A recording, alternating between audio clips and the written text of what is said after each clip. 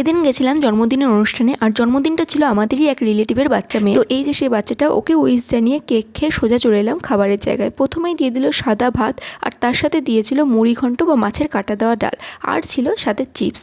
তো মাছের কাটাগুলো বাড়ির লোককে দিয়ে দিলাম, আর আমি শুধু ডালটা তার সাথে লেবু চিপে আর চিপসের সাথে খেয়ে নিলাম, বেশ ভালো ছিল। তারপরে চলে এলো দই কাতলা। এই মাছটা কিন্তু যথেষ্ট ফ্রেশ ছিল, খেতেও ভালো ছিল।